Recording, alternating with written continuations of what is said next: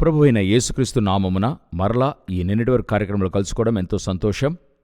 రండి, మనం నేరుగానే కార్యక్రమంలోనికి వెళదాం.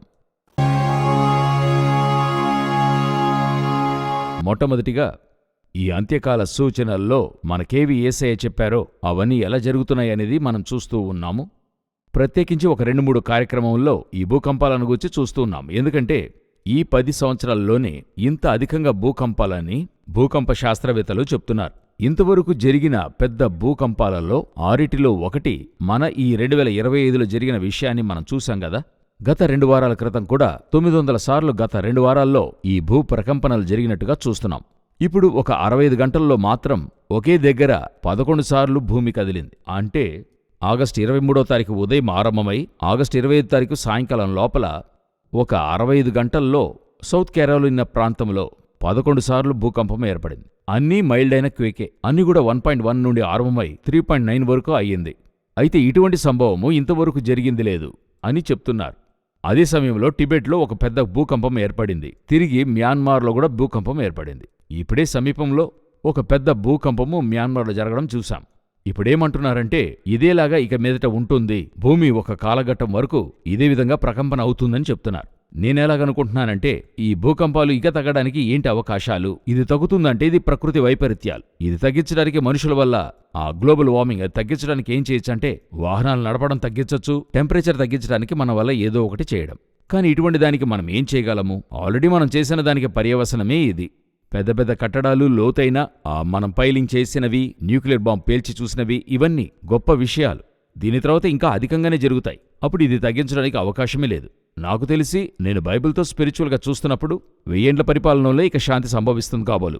అంతవరకును బైబిల్లో రోమ్ నగరంలోనూ ఇస్రాయేల్లోనూ పెద్ద భూకంపం ఏర్పడుతుందని రాయబడి ఉంది. సో ఈ భూకంపాలు ఆరంభమయ్యాయి. యేసు వచ్చేంత వరకు ఇవి సంభవిస్తాయని మనం చూస్తున్నాం. మరొక కార్యాన్ని మనం చూడబోతున్నాం. ఇది ఇస్రాయేల్ పాలస్తీనా సమస్యయే. అయితే ఒక ప్రార్థన విజ్ఞాపనగా చూడబోతున్నాం. ఏంటని చూసినట్లయితే గాజా ప్రాంతంలో మాత్రం 39 మంది ఇంతవరకు ఆకలితో మరణించారు అనేటువంటిది మనం చూస్తున్నాం. అందులో 11 పిల్లలున్నారు. యుఎన్ కౌన్సిల్ ఇది మరి వెంటనే నిబంధన లేకుండా ఒక ముగింపునకు తెమ్మని చెప్పున్నారు. ఇద్దరిని కూడా వారు వార్న్ చేశారు. ఒకటి హమాస్, ఇంకొకటి ఇస్రాయేల్. వారేం చెప్పారంటే హమాస్ నిబంధన లేకుండా తమ హాస్టేజెస్ని, అంటే వారు పట్టుకున్న వారందరినీ కూడా ఖైదీలను విడుదల చేయాలి అని చెప్తున్నారు. ఎవరెవరిని వారు పట్టుపెట్టుకున్నారు. అదే సమయంలో ప్రజలకు అవసరమైన ఎయిడంతా వెంటనే ఇస్రాయేల్ నిబంధన లేకుండా అనుమతి ఇవ్వాలని చెప్తున్నారు. ఇస్రాయేల్ అదే చెప్తోంది. ఏం చెప్తుంది? హమాస్ అందరినీ వదిలిపెట్టమంటుంది. మేము మిగతా వాటి నిమిత్తము దిగి వస్తామని చెప్తున్నారు. అయితే ఇది అలాగే కొనసాగుతుంది. యోచించండి, 1200 మంది బాధింపబడ్డారు హమాస్ వల్ల. అయితే ఇప్పుడు తిరిగి 65,000 మంది బాధించబడ్డారు. ఇది ఆరంభించింది హమాస్. అలక్సా ఫ్లడ్గా మనం చూస్తున్నాం. అయితే ఇప్పుడు జరుగుతున్నది అంతకంటే వారు ఎదురుచూడని సంభవం జరుగుతుంది. దీనికి మనం ఏం చేయగలమంటే వీరిద్దరి కొరకును మనం ప్రార్థించగలము. వారు పట్టిపెట్టుకున్న శరణార్థులను వదిలితేనే ఒక ముగింపుకొస్తుంది. వారిని పట్టిపెట్టుకుని ఉన్నారు. మరి ఇస్రాయేల్ ఆపడం అనేది సాధ్యము కాని విషయం. మరి ఇస్రాయేల్ కూడా చేయబోయేది లేదు. ఇస్రాయేల్ ఆరంభం నుండి అదే చెప్తోంది. ట్రంపు పలుసార్లు వార్నింగ్ ఇచ్చేశాడు వారిని నిబంధన లేకుండా విడుదల చేయమని. వారు అలక్సా ఆ యొక్క స్థలాన్నిస్తేనే మేము విడుదల చేస్తామని వారు పట్టిపెట్టుకునే ఉన్నారు. అది ఇస్రాయేల్కి ఇచ్చేదిగా లేదు. ఇప్పుడు మధ్యలో ఇరుక్కున్నది ప్రజలే. సో వారి కొరకు హమాస్ దిగిరావాలి, ఇస్రాయేలు దిగిరావాలి. ఇదే ప్రార్థన రిక్వెస్ట్ అని చెప్పాను. ఈ మానవ హృదయాలను మార్చేది ప్రార్థన వల్లే, దేవుని వల్లే సాధ్యమవుతుంది. సో మీ ప్రార్థనల్లో ఈ పిల్లల కొరకు ప్రత్యేకించి మధ్యలో మరి ప్రభుత్వానికి తీవ్రవాదులకు మధ్యలో ఇరుక్కున్నారు గదా, వారికై ప్రార్థించండి. ప్రార్థించడం మన యొక్క అతి ముఖ్యమైన బాధ్యతగా ఉంది. చివరిగా ఒక కార్యాన్ని చూసి మనం ముగించబోతున్నాం. ఏంటని అడిగితే ఏఐ గురించే మనం వరుసగా చూస్తూ ఉన్నాం గదా. ఏఐని గురించి మైక్రోసాఫ్ట్ యొక్క నాయకుడు చీఫ్, ఈ ఏఐ డిపార్ట్మెంట్ చీఫ్ ఉన్నాడు గదా, సులైమాన్ అనే వ్యక్తి. అతడేం చెప్పాడని చూస్తే ఇంతవరకు మనం ఏమేం చెప్పామో అదే తిరిగి చెప్పున్నాడు. కానీ ఇంకా కొన్ని విషయాలు చేర్చి చెప్పాడు. ఏంటని అడిగితే ఏఐ వల్ల వచ్చే బాధింపులు అధికంగా ఉండబోతుంది. అయితే అదే సమయంలో మనమే ఇంకా అధికంగా అనుకుంటున్నాం ఏఐ పెద్దగా బాధించదు, అయితే ఏం చేయగలదని చెప్తున్నాడు. ఏం చేస్తుందంటే తనకొక స్పృహ ఉంటుందన్నట్టుగా చూపించుకుంటుంది అని చెప్తున్నాడు. కాని దానికి స్పృహ రాదు, అది మెషినే. స్పృహ ఉండదు అనేదే చెప్తున్నాం. స్పృహ అన్నది మనిషికి మాత్రమే. కృత్రిమ తెలివితేటలే దానికున్నాయి. ప్రకృతి జ్ఞానం లేదు. అయితే ఏం చేస్తుంది? కుదిరినంతవరకు ప్రకృతిగా తనకంతా కూడా ఉన్నట్టుగా మనిషిలా చూపించుకుంటది అని అతడు చెప్తున్నాడు. అదే ఇప్పుడు జరుగుతూ ఉంది. అందులో ఆశ్చర్యాన్ని కలిగించే సమాచారాన్ని చెప్పాడు. అదేంటంటే ఒక 25% యవనస్తులు ఏం నమ్ముతున్నారంటే ఇప్పుడే దానికి 25% ఆ ఊహన్నది వచ్చింది తన యొక్క స్నేహితునిగానో, ప్రేమికుడిగానో, ప్రేమికురాలిగానో, సహజీవన వ్యక్తిగా మనుషులు చూస్తున్నారట. దానితో మాట్లాడుతున్నారు, అలవాటు చేసుకుంటున్నారు. కొందరైతే దానితోనే జీవించనారంభించారట.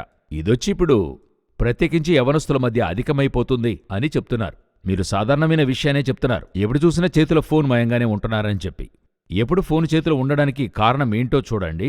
సాధారణంగా ఈ ఫోన్ చేతిలో ఉన్నవారు తప్పైన విషయం చూస్తే ఒక రూమ్లో బంధించుకుంటారు, లేక బాత్రూంలో క్లోజ్ చేసుకుంటారు. మనం అప్పుడు వారు తప్పు చూస్తున్నారని చెప్పగలం. అయితే ఇప్పుడు పిల్లలు హాల్లో కూర్చుని రూమ్లో మన ఎదురుగానే చూస్తూ ఉన్నారు. అలా ఏం చూస్తామని చూస్తే ఒక టెక్నాలజీ, ఏదో ఒక గేమింగ్ ఇలాగే చూస్తున్నాం కదా. కాని దాని వెనుక చాలా పెద్ద డేంజర్ ఉంది. ఇప్పుడు వాళ్ళు ఫోనుతో జీవిస్తూ ఉన్నారు. ఆ ఫోన్లో ఉండే ఏఐతో జీవిస్తూ ఉన్నారు. ఏది కావాలన్నా ఏఐతో మాట్లాడుతూ ఉన్నారు. ఆ ఏఐ యొక్క టూల్ ఉంటుంది. ఆ టూల్తో వారు మాట్లాడుతూ ఉన్నారు. అది ఒక ప్రాపర్ రిప్లై, రెస్పాన్స్ ఇస్తూ ఉంది.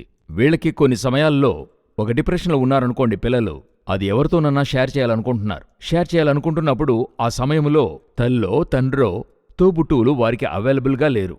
అప్పుడు ఏమవుతుందని చూస్తే వీళ్ళు ఏఐతో కూర్చుని మాట్లాడతారు. అది ఒక తప్పైన జవాబును చెప్పిస్తుంది. చాలా డిప్రెషన్గా ఉన్నా ఏం చేయొచ్చు అంటే సూసైడ్ చేసుకో అని చెప్తోంది.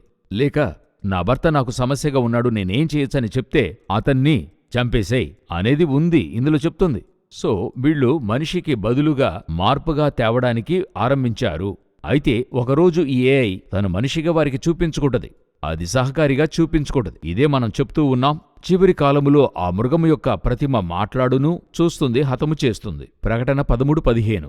దయచేసి నేనిదొక ప్రార్థన రిక్వెస్ట్గా, ఆలోచనగా మీ ముందు ఉంచాలనుకుంటున్నా. మీ పిల్లలు మీతో మాట్లాడటానికి అనుమతి ఇవ్వండి. పిల్లలతో మాట్లాడండి. కొన్నిసార్లు వాళ్ళు మీతో కోప్పడతారు, లేక కొంత మీతో ఐసోలేట్ అయ్యి వేరుగా ఉండాలనుకుంటారు. వారిని వదలొద్దు. వారితో కూర్చుని మాట్లాడండి. ఈ విధంగా ఏంటని అడగండి. అదే చాలా ఇంపార్టెంట్. ఎందుకు తెలుసా? మనిషికి ఆల్టర్నేట్గా ఏది కూడా ఈ లోకంలోకి రాదు. ఎందుకంటే సాటి అయిన సహాయం మనిషికి మనిషే.